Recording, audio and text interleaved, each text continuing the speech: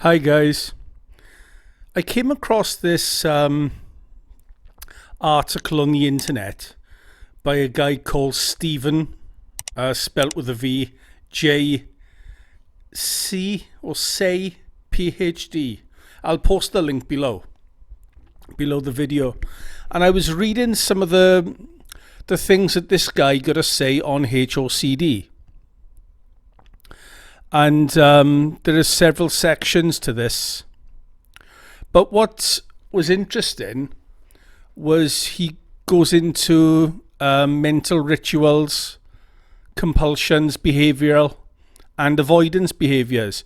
So what I was going to do just for this video is to give you these lists and see if any actually ring true for you, okay? So the first list is homosexual OCD mental rituals. The first one, okay? Asking self, do I find that person attractive? Often applied to both opposite sex and same-sex individuals. Asking the self, am I currently aroused? These are mental rituals. Asking self, am I appropriately disgusted by this when seeing same-sex couples? Other questions like the above that are designed to figure out or determine one's sexual orientation. Reanalyzing previous romantic or sexual relationships to make sure that one is straight. So there we are. It's the OCD digging its way into your past. Trying to convince oneself definitively of one's sexuality. Definitively. Trying to convince oneself definitively of one's sexuality. Right. Reassuring self about one's sexual orientation. I'm definitely straight. Mentally comparing self to straight people versus gay men or lesbians. Repeatedly redirected attention away from same-sex individuals to opposite-sex individuals. Other mental rituals designed to reset or neutralize unwanted thoughts, e.g. mental washing rituals. Repeatedly telling yourself that you are not gay. Trying to figure out why previous relationships failed to make sure it wasn't related to your partner thinking you were gay. Planning for and anticipating all the likely consequences of coming out, even though you have no desire to come out or have any gay relationships. Planning how to leave your spouse or significant other when you don't actually want to do this. Neutralizing gay thoughts with straight thoughts. See, this is the thing. A lot of this shit, I think people don't even realize they're doing. The hidden compulsions and rituals that you are not aware of are probably there lurking in the background. Anyway, mentally picturing opposite sex genitals or heterosexual acts to reduce anxiety about intrusive thoughts. Scanning the environment to identify people who might be gay. Magical rituals designed to distance oneself from unwanted thoughts, e.g. imagining oneself getting sick or vomiting when having unwanted thoughts. Escaping from unwanted thoughts by reviewing pleasant past sexual experiences. Replacing unwanted gay thoughts with violent thoughts. Okay, so that section there was homosexual OCD mental rituals. Right, HOCD rituals and compulsions, but this is the behaviour side, okay? So let's see if any of these ring true for you, okay? Checking one's own body for physical signs of arousal can also be a mental ritual. Walking in an overly masculine, if a man, or feminine, if a woman, way in order to appear straight. Yeah, so basically I think what that is because the HOCD causes all the doubt, the man tries to overcompensate. You know, and the woman does the same thing.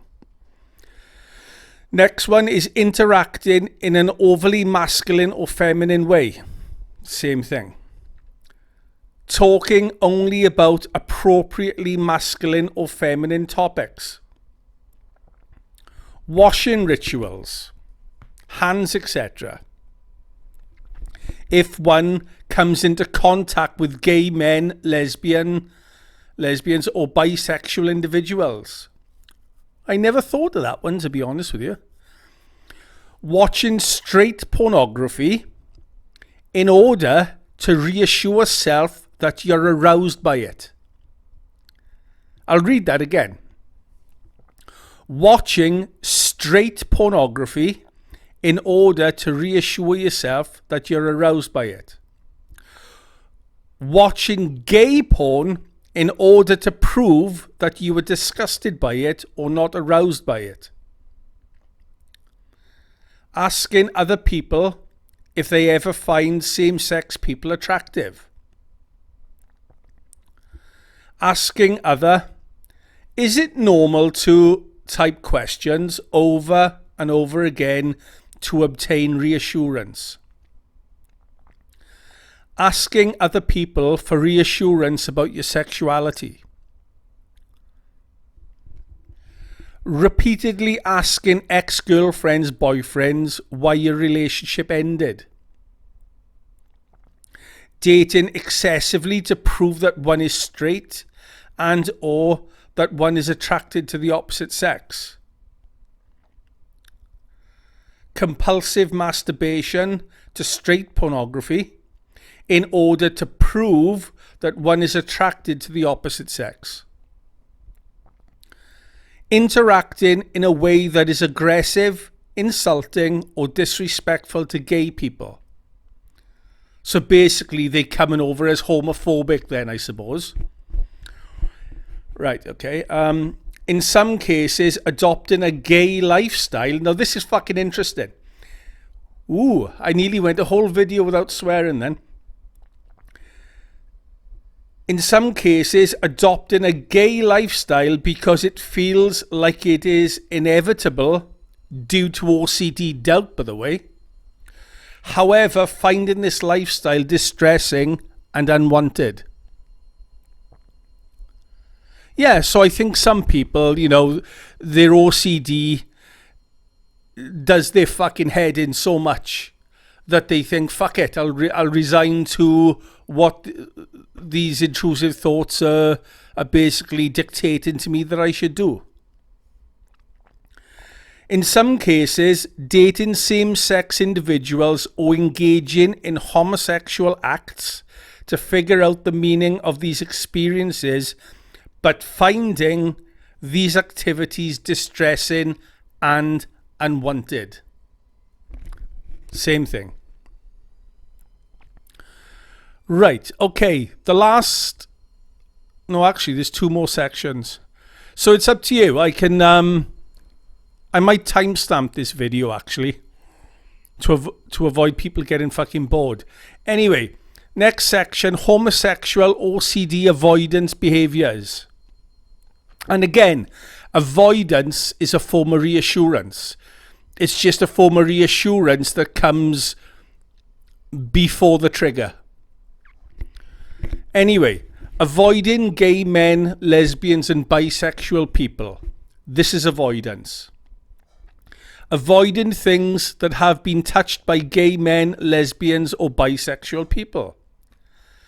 avoiding physical contact with same-sex individuals, handshaking and hugs. Oh, I don't want to shake his hand, he's gay. You know, that type of thing. Which isn't homophobia, it's just fear. Avoiding being alone with the same-sex individuals. Avoiding conversations with same-sex individuals. Avoiding places frequented by gay people. Avoiding public restrooms, locker rooms and other situations potentially involving same-sex nudity. Avoiding attractive same-sex individuals or pictures, movies featuring attractive same-sex individuals. Now that is one particular thing I've heard a lot of. Avoiding activities that aren't stereotypically masculine if a man, or feminine if a woman. Let me read that again. Avoiding activities that aren't stereotypically masculine. Yeah, well, I suppose you could, you know, I mean, a crude example of that would be, you know, sewing. You know, most men wouldn't sew anyway, but can you imagine a HOCD guy being asked to sew? How the hell did you get up here? Right. Where am I? You know, I mean, those activities could be anything. It could be playing hockey, because girls, at least in the UK, are more prone to play hockey. So a guy would typically steer away from that, you know. But of course, in America, it's different. Anyway, dressing in a stereotypically masculine or feminine way, wearing pink for men. I mentioned that in my last video. Avoiding music by gay individuals or movies featuring gay actors or characters. Avoiding romantic relationships and sexual activity for fear of unwanted thoughts popping in during sex. I'll read that again. Avoiding romantic relationships and sexual activity for fear of unwanted thoughts popping in during sex. Yeah, I mean, I've heard loads and loads of cases, and I don't want to get too crude and I don't want to lower the tone, but of men who are about to ejaculate and an intrusive thought will come into their head before they ejaculate. Very common with HOCD. Avoiding eye contact with same-sex individuals. When in public, trying to avoid looking at the groin, backside or chest areas of the same-sex individual. I mean, that could apply to, you know, being anywhere, being in a gym, being in a bar. You got some fucking meathead there with his biceps and his tight butt through kickboxing or something, and you know, you try to avoid looking, that type of thing. Right. Avoiding masturbation due to fear about an unwanted thought occurring, similar with sex. Avoiding TV shows with gay characters or gay themes. Avoiding purple items, rainbows and other symbols associated with homosexuality. How about the fucking purple Teletubby? Avoiding androgynous or flamboyant clothing. Manipulating your voice so that it sounds more masculine or feminine. Yeah, I mean, that's definitely on the fucking menu. You know, the guy who sort of talks like that, you know, he wants to be, you know, all masculine and stuff. And the truth of the matter is he's not gay anyway. But because he's unsure, this is what he does. Not eating in public in case food was prepared by a gay person. Oh, for fuck's sake. But there you go. this is what happens.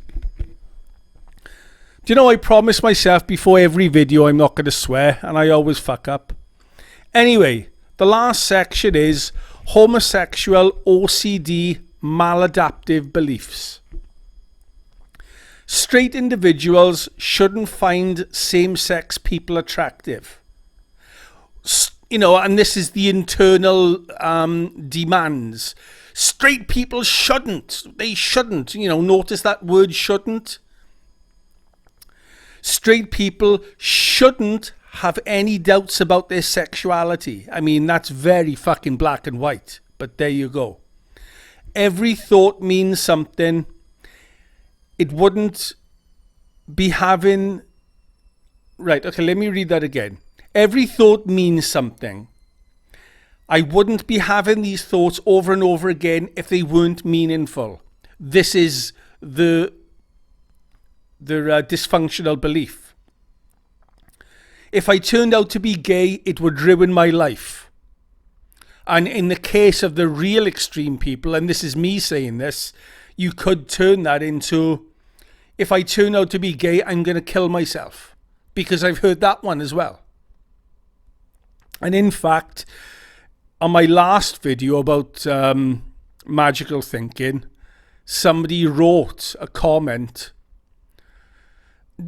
you know, more or less demanding I give them an answer. And these are my symptoms, and you tell me I'm gay, and I will kill myself. I thought, Jesus Christ, I only made a video. I made a video to help people, and I get people threatening me with suicide. So I didn't answer it. But obviously, that person was in a lot of pain. Straight people should, notice that word again, only have straight thoughts. Straight people should only have straight thoughts. Gay people should only have gay thoughts. This is some fucked up perfectionist shit. It really is.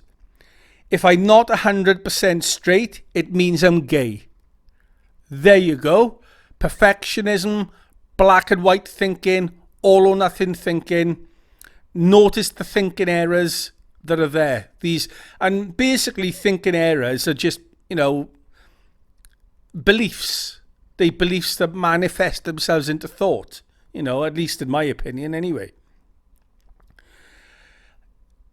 If I have a thought that's inconsistent with my desired orientation, it means I've crossed over. Sexuality can be contagious. Absolutely ridiculous, but this is what people think. Every time I feel sexually aroused, there must be a reason for it. Feeling sexual arousal must mean that I want to have sex with this person. If my current partner found out I was having these thoughts, she'd leave me. If I keep having this thought, I'm going to have to act on it eventually. Maybe the only way I can be free of these thoughts is to act on them. It's sad, but anyone who's familiar with my channel will know that I do videos on ERP, right?